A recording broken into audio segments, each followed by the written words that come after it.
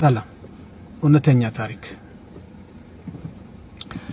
ስራዬ ሹፌር ነው ይላል ጓደኛዬ። ማቀው ነው በጣም ማቀው የቅርብ ጓደኛዬ ነው። ባለቤቴን እጅግ በጣም ወዳታለሁ፣ እቤቴን በጣም ወዳለሁ። ግን አለ እኔ ብዙ ጊዜ የሥራ ጫና ስላለብኝ የድካም ስሜት ይሰማኛል። አንዳንዴ ቆሸሽ ብዬ እገባለሁ፣ አንዳንዴም ንጹህ ሆኜ እገባለሁ። ከዕለታት አንድ ቀን ወደ እቤቴ ገባው። ጥሩ ጊዜ ነበረኝ። ሚስቴን በጣም ነው መንከባከባት። ቤቴ ሙሉ ነው። ገንዘቤን በሷ አካውንት ነው ማስቀምጠው። በጣም ባለቤቴን እወዳታለሁ፣ አከብራታለሁ። የትልቅ ሰው ቤተሰብ ናት። እቤቴ ያደርኩኝና ጠዋት ወጣሁኝ። አንድ ማቆ ባጃጅ አለ፣ ለሱ ደውዬ ወጣሁኝ ወደ ስራዬ። ሸኘኝና ተመለሰ። ልክ መኪና ጋር ደርሼ መኪና ከፍቼ ሞተር አስነሳው። ትዝ ሲለኝ ባንክ ቡኬን ረስቻለሁ። መንጃ ፍቃዴን በፌስታል ይዤ ነበርና እሱ ረስቼ ነበር። ለሱ ተመለስኩ። ስመለስ በታክሲ አድርጌ ቤቴ ገባው። ቤቴ ስገባ በሩ ገረብብ ብሏል። ያው ስወጣ ባለቤቴ ተኝታ ስለነበረች እኔ ከፈት አድርጌ ገባው። ስገባ ያየሁት ማመን አቃተኝ።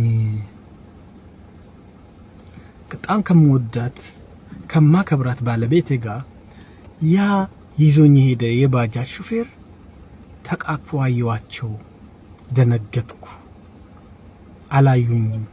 ሰተት ብዬ ወደ ኋላ ተመለስኩ። ወጣሁ። ምንም እንዳልተፈጠረሁ። ለምን?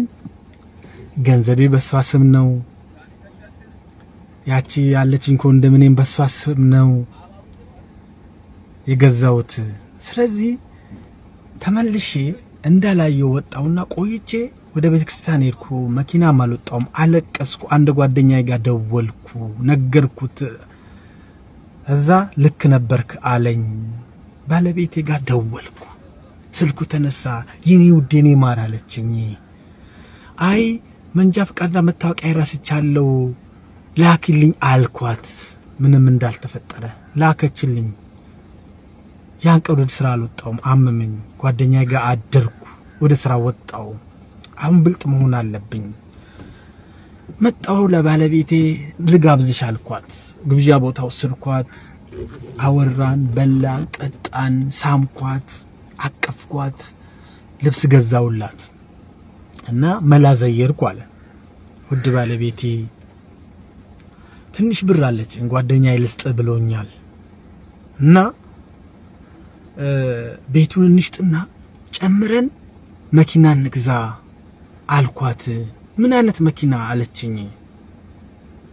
በቃ ወይ ከባድ መኪና ነው ወይ ደግሞ ቤቱን እንሽጥና እኔ ጨምሬበት ባለ 2 መኝታ እንገዛለን አልኳት።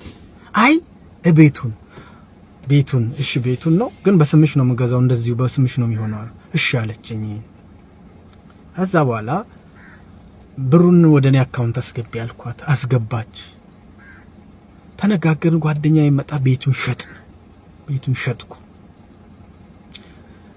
16 ዓመት የለፋውበት ላቤ ነው፣ ሐቄ ነው። እሷን ካገባኋት ግን ገና 2 ዓመቴ ነው። ያው ገንዘቡ ቢገባትም ባደረገችብኝ ክህደት አይገባትም ብዬ ስላሰብኩኝ ስልኬን ዘግቼ ጠፋው። ቤቱንም ሸጥኩ። ገንዘቡንም ወደ አካውንቴ አስገባው። ኃጢአተኛ ነኝ አውቃለሁ። እኔ ታመንኩላት ሚስቴ፣ እኔ የምወዳት ሚስቴ፣ እኔ ኖርኩላት ሚስቴ፣ እኔ ማንነቴን የሰጠኋት ሚስቴ፣ እኔ በስሟ የገዛሁት ቤት ባለቤቴ፣ እኔ በሷ ስም ምንም አካውንት የሌለኝ እሷን አምኜ አካውንቷ ውስጥ ማረክ ሚስቴ ከዳችኝ። ያውም ከባጃጅ ሹፌር ጋር ተኝታ አገኘኋት። ከዛ እልም ብዬ ጠፋው። አሁን የት እንዳለው አታውቅም። እናንተ ብትሆኑ ምን ትመክሩኛላችሁ?